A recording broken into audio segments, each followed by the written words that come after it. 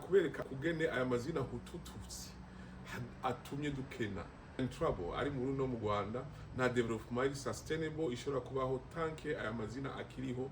They have to go for us to be developed. Even these are facts, historic facts. Ukwerekana perspective yo mu Burundi historically ko Uburundi higeze mu bisanzwe aba economy in the first place. Burundi has suffered so much. Avye mu gihumbi kimwe majana 930 za kugabura abarundi semu no mu Rwanda fata bamwe ngo bakubite inkona abandi barabarimisha akawa cyane hama ntibabahembe bagatwara akawa bakubaka ibintu nk'ivyo. Toute une population plus de 90% bakorera ubusa. Ugize ama recherche usanga abarundi bashobora kugira ngo 80 km n'amaguru biremetse akawa. Hama rero mu gihumbi kimwe n'amajana 959 aho ONU isabye ko aba demokrasi niba ngo Afrique zize abazungu batahe harabaye muri Congo, Rwanda, Burundi baragabura bije hagati zitatu. Hama uyo mwanya ekonomi y'u Burundi ya muri negative moins 14%. 1960 haba ikibazo cyane cya ekonomi mu Burundi bimwe biteye ubwoba. Hama kuva partiri yaho cyatangura kuzana izangwano twanasigura rekeye amoko, ariko ubirabiye muri perspective tugwe muri niveau économique haci haba minus 17%. Ekonomi guye hasi 1965 gushika 1965 mu Burundi hari ibibazo byinshi cyane bya politike. Hama 1965 66 ubwicanyi buraba 1965 abantu bose baba leader bakomeye haba problème de transition politique. C'est tout la même chose. Ikibazo Hutu-Tutsi kuri bose baricwa mu Burundi. Haba ikibazo ekonomi iki gumigabanuka 1966 Micombero afata ubutegetsi acara komeza ekonomi arakora cyane afata kakawa abazungu bakoresha agumiza, ariko pourcentage ya budget national agumiza kuri 2%, ariko aravyura kawa gushika 1966 gushika 1971 Micombero ashobora gustabiliza revenu ya kawa arayikora, ariko agumiza 2% ya budget national muri population 90%. Mu bisanzwe cari kibazo no kuvuga ati urimishije abanyagihugu ntacu bahaye, nugize inclusion économique, uronsa amadolari yawe y'amadevise, ugize ivyo ushaka. That's what the perspective ya Micombero uyo mwanya. Ngaho ingwano, la mauvaise gestion encore de la crise, kuko misi yose hariyo crise politique. You better know that you must manage well the crisis. Crisis always exist. Akazi kako nk'umuridere no kumanaging crisis nucu fata position or afata position acafata abantu abisi bitwa abahutu kandi abahutu batabaho mu bisanzwe. Abahutu ntibabaho kuko ubu umuhutu ufise umututsi nyina gutwara aguhinja kwa gusa nibiki. Donc ivyo vyari muri nkuko nabisiguye muri monarchie. Kugira ngo umututsi abeho il faut ko ufise inka, il faut ko ufise umuhutu twara agukorera kwa gusa. So zari classe sociale kuza rero uyo mwanya ukita abatutsi nivyari no mu mategeko nta namakanga muntu yarariho, ariko yarafasha abantu abita abahutu arabica bose bajyaranuse ku ishuri. How mad it is. Afata abanyashure bo abantu bose yigisha arihira amashuri arafata batamukinogo. Toute une population, la moitié de la population irahunga. 1972 ekonomi yateje imbere igwa muri -7. Oh my goodness. Burundi mwigeze bugira ekonomi frame. Uhama 1972 kugira ngo ivyuke vyaranse. Acarakora ashika muri 1976 no bagaza yakubita kudeta bigoranye nyene ekonomi imeze nabi.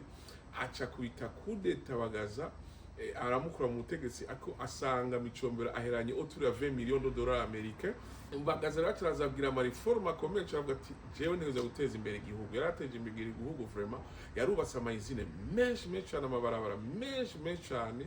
Asanze rero arubaka Amazina menshi Bagaza yarakoze cyane très rapidement, yashobora guteza imbere igihugu. Ariko nawe agira agumiza budget kuri 2.5 à 3%, ayigumiza muri budget ya population. Nuko ko yagenda agacuruza kawa akazana uduhera mu banyagihugu make, akagumana amadolari, agaca agenda gusaba ideni, agaca yubaka ayo Amazina, agaca yaha abene wabo muri komini imwe nibo batwara ayo Amazina. Haca aba nepotisme, acasanga rero y'amazine first of all yagihugu 90% bariko bararima ako kawa ntubahembye neza kugira ngo bashobore kugura n'ivyo vya kotebu utangiye kurondera exportation aho hari competitiveness economy igenda nabi atangura gusaba rero amadeni menshi cyane bagaza yasabye amadeni menshi yasanze imicomboro aheranye 20 millions de dollars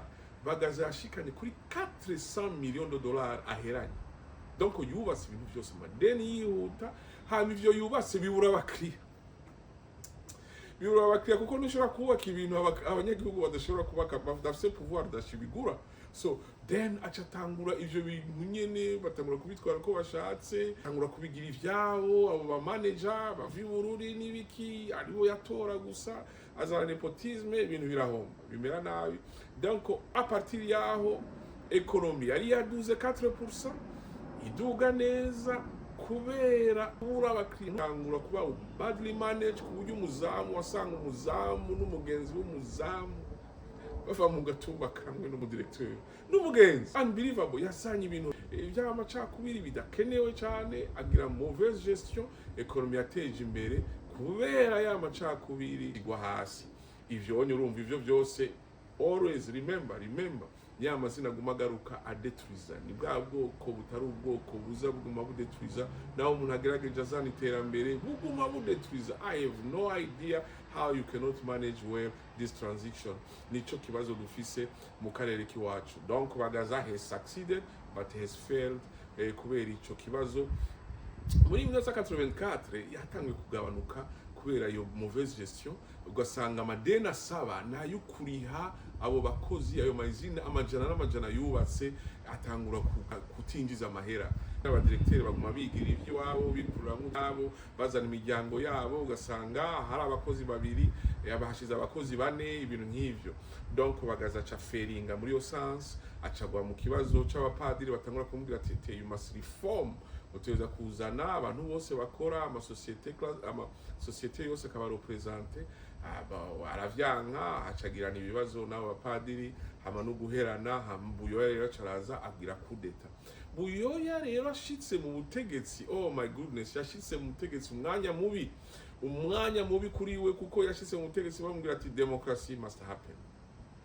Cha kibazo cha 1960 kiramugarutseko ntikirahera, basaba demokrasi population kwitora. Uyagarutse 1986-88 avuga ati ntishobora kubigira hatabaye unité nationale. Aragerageza unité nationale ariko udashoboye gusigura abanyagihugu ubwoko butariho nibyo yagize rero, ahubwo yabwemeye ubwo bwoko avuga ngo turi bamwe ata ama fact ama evidence sociologique et scientifique yerekana neza yuko bitariho. Urumva yagira rero nawe asanga abantu bavyemera batavyemera, bica bizana ibibazo. Hama hatazana rero ama opposition akoresha ayo mazina nyene kugira ngo ashobore gushikira mu butegetsi.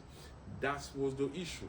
Umwanya w'ibyo nyene bagaca bamusaba ibyo bita ajustement structurel FMI, ati nitugufasha udafasha ayo mazine yose bagaza yubatse canke ibiki aba privé canke mu ya structure ku buryo leta idasubira gushuramwe amahera. Bica ibibazo y'amazina catangura gutavarera ibintu nk'ivyo. FMI bisavye nta kuntu yari kugabanya amadeni bagaza yafashe ibyo byose nibyo babasaba. Donc uyo yagwa muri ico kibazo, donc economy iramanutse ya 4%.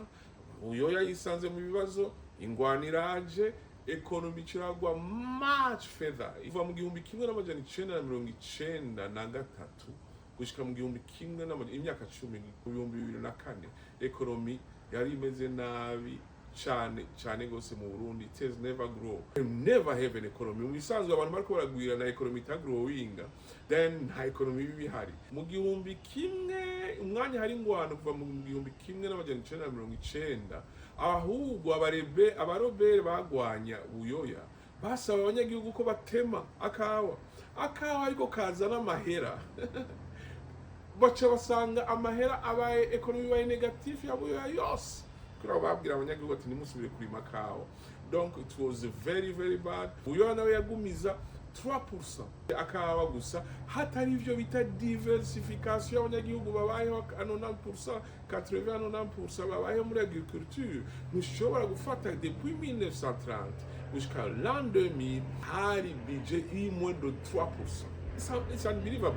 Gute uza guha pouvoir d'achat abo banyagihugu ari bo bogura ibintu bakaguma mu bukene kandi ari wari guteza kubaha budget nini. Nico cerekana neza yuko aya mazina has kept us in poverty, has kept us down, specifically mu Burundi byarabaye cyane. Nta development yigeze ibaho na gatoya gushika l'an 2004. L'an 2004 iyi CNDD-FDD ishitse mu butegetsi, hari ibintu yagize ikora, yakoze ibintu bine vyiza n'ibindi bibi. Ndaza kuvuga bibi ntimuzavuga ni wanani ni oya.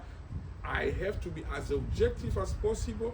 Hari ibintu vyiza yakoze n'ibintu bibi yakoze. Ni nk'abagaza, hari ibintu vyiza yakoze n'ibintu bibi yakoze. Ariko en general nshatse kubereka yuko muri perspective y'ivyamoko ari ituma dukena. Nico nshatse gusigura muri yo sishatse kuvuga ivyerekeye imigango cyangwa iki, kuko jewe si nemera imigango cyane, nemera abarundi cyane, nemera abanyarwanda cyane, ko we are good people, we are hard worker people. Umurundi niwe yabaye umuporo, ujyanye niwe yabaye umufrode, ujyanye niwe wari umusendede, it doesn't matter. Ndaba ingene uwari wese leadership yagenda imera.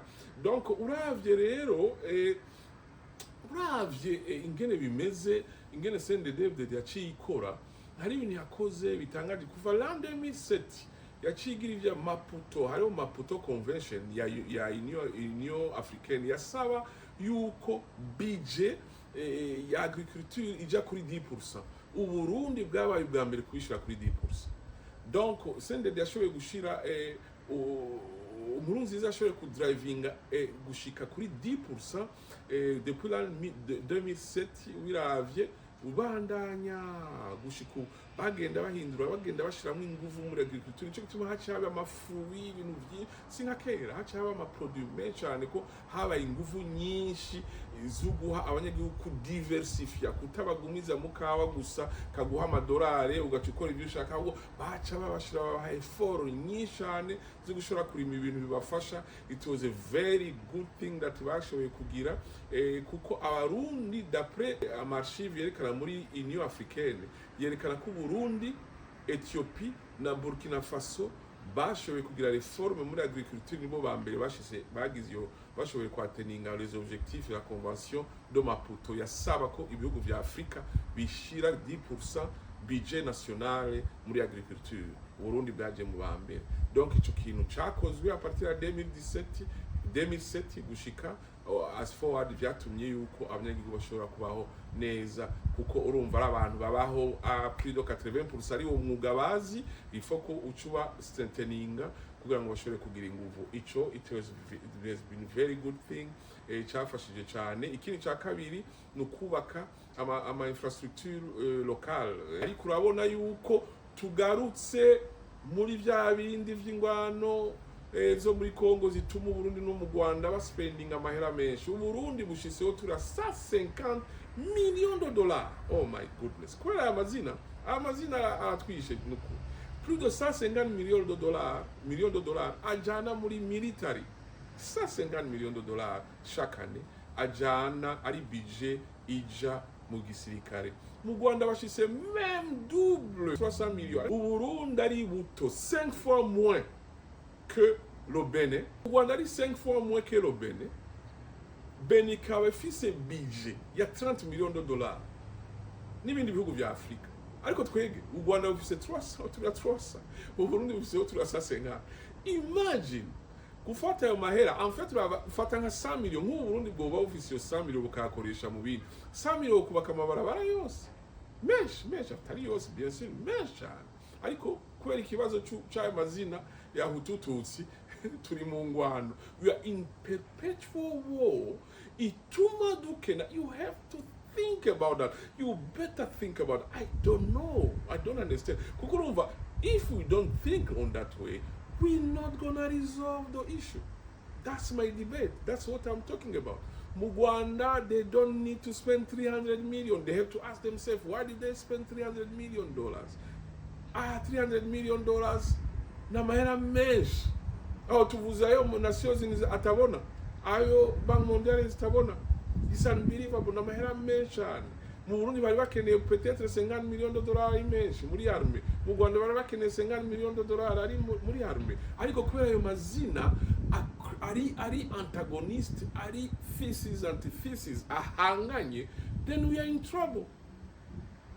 Niyo poverty ari mu ngwana kuva mu gihumbi kimwe n'amajana icenda na mirongo itatu.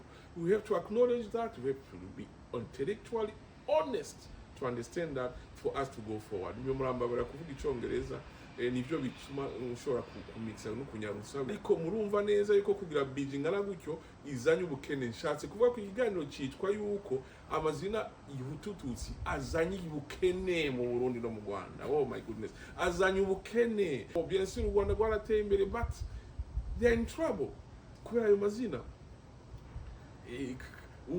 Burundi nuko bariko baragerageza kugira ngo bazane abaminere bateze imbere, but they are in trouble, they are threatened nabo. So kubera ayo mazina amarero unye mu Burundi baheje kugira ama reforme ya agriculture n'ibiki, ariko murabona ko hari ikibazo gikomeye ca corruption.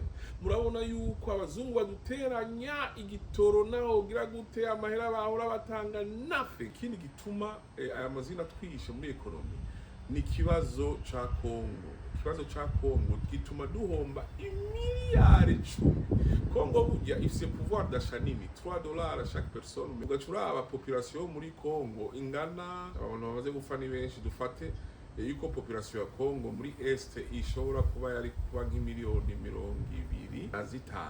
25. Gwiza niyo $3, ucugwiza n'umwaka usanga plus de 10 milliards de dollars y'amahera ari mu bakongo. Ayo mahera nayo Congo kugira ngo ushike ahantu za Kisangani za Lubumbashi ni kure kuruti Bujumbura, ni kure kuruti Kigali. No kuvuga yuko izo 10 miliyari mu bisanzwe plus de 7 miliyari yari gushobora kuza agura ibintu Kigali, agura ibintu Bujumbura, ariko raba oriyo kugira tugira ibintu vya development muri ya CPG tubikomeze haba amahoro, raba twinjiye mu ngwano. It was a bad move. Give me another alternative cannot work. Ikibazo gikomeye that ayo mazina yatuzaniye ayo ma ideology agenda zana, ivyo navyo ni ibintu bibabaje cyane. Murakoze cyane, tubasabye ko musharinga, musubscribinga, ababifuza mushobora kugura igitabo. Iki gitabo kiri muri Amazon, Hutu-Tutsi mensonge qui tue et les mots qui nous tuent, kugira ngo tuyumvire meme economy duteza kudiringa na this very issue. Tumenye impamvu ibihugu byacu bitameze nk'ibindi, abo tuzokwisanga ku bukene bwasimbataye hagati yacu imyaka n'iyindi, dashoboye gukura ayo mazina mu hagati yacu kugira ngo dushobore gutera imbere, ko turi abakozi cyane gose. Uravye Umurundi akubita ijoro n'umutaga amasaha 10 mu Buyenzi, akubita icumba adahagarika, n'abakozi cyane. Uravye Umurundi anyonga ikinga mu Kanyosha, ukabona Umurundi anyonga ikinga kuva 6h du matin gushika 18h du matin, ariko arikorera irondero dosi nk'ibindi bihugu vraiment. Uwaje mu Rwanda, abanyagihugu b'abanyarwanda turabazi babaye Buruna kozi bakomeye cyane, vraiment birababaje kubona ayo mazina ariko yadudetriza. You shall know the truth and the truth will make you free. Musharinga ibiganiro, mugire like, mugire comment, kugira ngo dufute aya mazina atuvemwo, amazina yatwishe, kugira ngo dushobore gutera imbere. Murakoze cyane.